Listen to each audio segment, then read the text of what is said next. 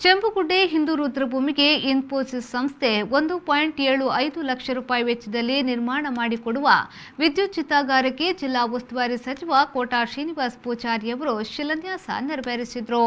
ಶಿಲಾನ್ಯಾಸ ನೆರವೇರಿಸಿ ಮಾತನಾಡಿದ ಸಚಿವ ಕೋಟಾ ಶ್ರೀನಿವಾಸ್ ಪೂಜಾರಿ ಅವರು ಚೆಂಬುಗುಡ್ಡೆಯ ಹಿಂದೂ ರುದ್ರಭೂಮಿ ಸುತ್ತಲ 157 ಸೆನ್ಸ್ ಜಾಗವನ್ನು ಜಿಲ್ಲಾಡಳಿತದ ಆದೇಶದಂತೆ ತಹಶೀಲ್ದಾರ್ ಅವರು ಹಿಂದೂ ರುದ್ರಭೂಮಿಗೆ ಮೀಸಲಿರಿಸಿದ್ದಾರೆ.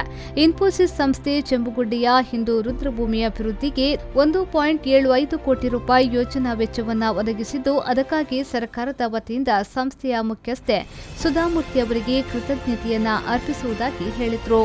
ಉಳ್ಳಾಲ ಪ್ರದೇಶದ ಚೆಂಬುಗುಡ್ಡೆಯ ಈ ಹಿಂದೂ ರುದ್ರಭೂಮಿಯನ್ನು ಇನ್ಫೋಸಿಸ್ನ ಸಂಸ್ಥಾಪಕಿ ಸುಧಾಮೂರ್ತಿಯವರು ಅವರ ಸಂಸ್ಥೆಯಿಂದ ಸುಮಾರು 1.71 ಲಕ್ಷ ರೂಪಾಯಿಗೂ ಮಿಕ್ಕಿದ ವೆಚ್ಚದಲ್ಲಿ ಸುಸಜ್ಜಿತವಾದಂಥ ಹಿಂದೂ ರುದ್ರಭೂಮಿಯನ್ನು ಮಾಡಿಕೊಡಲಿಕ್ಕೆ ಬೇಕಾದಂಥ ಯೋಜನೆ ಮತ್ತು ವೆಚ್ಚವನ್ನು ರೂಪಿಸಿದ್ದಾರೆ. ಈಗಾಗಲೇ ಕಾಮಗಾರಿ ಪ್ರಾರಂಭವಾಗಿ ಒಂದು ಪ್ರಗತಿಯ ಹಂತದಲ್ಲಿದೆ. ನಾನು ಇನ್ಫೋಸಿಸ್ ಸಂಸ್ಥೆಯವರಿಗೆ, ಸುಧಾಮೂರ್ತಿಯವರಿಗೆ ಮತ್ತು ಸ್ಥಳೀಯರಾಗಿರುವಂಥ ಎಲ್ಲ ವಾಸ್ತವ ಕಾಮತರು, ಹರೀಶರು ಮತ್ತು ಅವರ ತಂಡಕ್ಕೆ ನಾನು ಅಭಿನಂದನೆಗಳನ್ನು ಸರ್ಕಾರದ ಪರವಾಗಿ ಹೇಳ್ತೇನೆ. ಇನ್ನು 1.71 ಲಕ್ಷ ರೂಪಾಯಿಗೂ ಮಿಕ್ಕಿದ ಯೋಜನಾ ವೆಚ್ಚದಲ್ಲಿ ಸುಸಜ್ಜಿತವಾದ ಹಿಂದೂ ರುದ್ರಭೂಮಿ ನಿರ್ಮಾಣ ಆಗುತ್ತೆ ಅನ್ನೋದೇ ಈ ಪ್ರದೇಶದ ಜನರಿಗೆ ಅತ್ಯಂತ ಸಂತೋಷವಾಗುವಂಥ ವಿಚಾರ. ಶಾಸಕ ಯುಟಿ ಖಾದರ್ ಅವರು ಮಾತನಾಡಿ, ಚೆಂಬುಗುಡ್ಡೆ ಹಿಂದೂ ರುದ್ರಭೂಮಿ ಜಿಲ್ಲೆಗೆ ಮಾದರಿಯಾದ ಹಿಂದೂ ರುದ್ರಭೂಮಿಯಾಗಲಿದೆ. ಪ್ರತಿ ವರ್ಷವೂ ಸಾಮಾಜಿಕ ಧಾರ್ಮಿಕ ಕಾರ್ಯಕ್ರಮಗಳನ್ನು ಸಮಿತಿ ಆಯೋಜನೆ ಮಾಡುತ್ತಿರುವುದು ಸಮಾಜಕ್ಕೆ ಮಾದರಿ. ಸಮಿತಿಯವರು ವಿದ್ಯುತ್ ಚಿತಾಗಾರ ಬೇಡಿಕೆಯನ್ನಿಟ್ಟಿದ್ರು.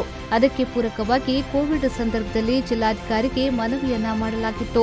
ಅದರಂತೆ ಜಿಲ್ಲಾಧಿಕಾರಿಗಳು ಸ್ಥಳಕ್ಕೆ ಭೇಟಿ ನೀಡಿ ಪರಿಶೀಲನೆ ನಡೆಸಿದ್ರು.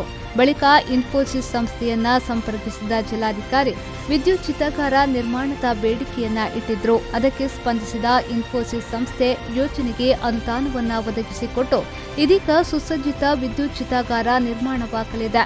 ಸಮಿತಿಯವರು ಇಡುವಂತಹ ಬೇಡಿಕೆಯಂತೆ ಉಳಿದ ಜಾಗದಲ್ಲಿ ರುದ್ರಭೂಮಿಗೆ ಬೇಕಾದ ಹೆಚ್ಚಿನ ಯೋಜನೆಗಳನ್ನು ಉಳ್ಳಾಲ ನಗರಸಭೆಗೆ ಮತ್ತು ಶಾಸಕನಾಗಿ ಮಾಡುವೆ ಎಂದು ಹೇಳಿದರು. 1.75 ಲಕ್ಷ ಇಡೀ ರಾಜ್ಯದಲ್ಲಿ ಮಾದರಿಯಾದ ವಿದ್ಯುತ್ ಚಿತಾಗಾರ ಇಲ್ಲಿ ಮುಂದಿನ ನೆಲೆಗೆ ಬರ್ತದೆ. ಆದ ಕಾರಣ ಇದು ಸರ್ವರಿಗೂ ಕೂಡ ಇವತ್ತು ಪ್ರಯೋಜನ ಆಗುವಂಥ ವಿಚಾರ ಭವಿಷ್ಯದ ದಿನಗಳಲ್ಲಿ. ಇವತ್ತು ನಾವೆಲ್ಲ ಉಸ್ತುವಾರಿ ಸಚಿವರಿಗೆ ಶಂಕುಸ್ಥಾಪನೆ ಮಾಡಿದ್ದಾರೆ. ನಾವೆಲ್ಲ ಕೂಡ ನಮಗೆ ಸಂತೋಷ. ಬಹುಶಃ ನಮಗೆ ವಿಶ್ವಾಸ ಇದೆ, ಇನ್ಫೋಸಿಸ್ ಸಂಸ್ಥೆಯವರು ಒಂದು ಕೈಗೆ ತಗೊಂಡಂಥ ಯಾವುದೇ ಕೆಲಸ ಅದು ಮಾದರಿಯಾಗಿ ಅಚ್ಚುಕಟ್ಟಾಗಿ ನಿಗದಿತ ಸಮಯದಲ್ಲಿ ಸುಸಜ್ಜಿತವಾಗಿ ಅತ್ಯುತ್ತಮವಾದ ಗುಣಮಟ್ಟದಲ್ಲಿ ಅದು ಪೂರ್ಣಗೊಳ್ತದೆ.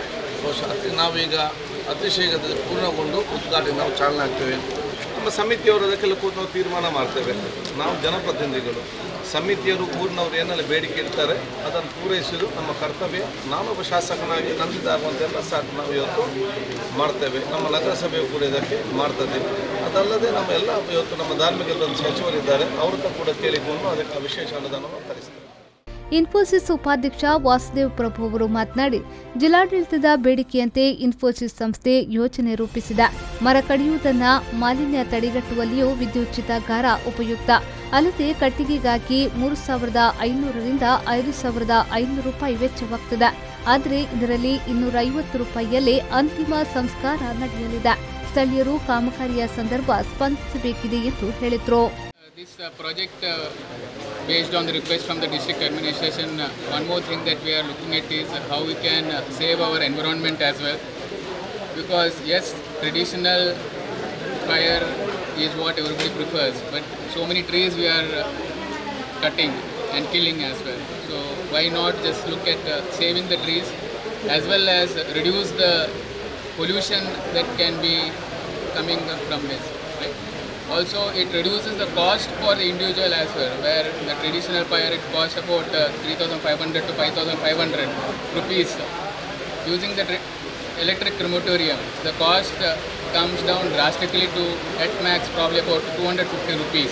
It is going to be helpful for people who find it difficult to meet their ends as well. So we hope that the community, the Dakshin Kannada district as well as the local community benefit out of this project that we have taken, and looking forward to cooperation from the community members so that we can complete this project in a timely manner.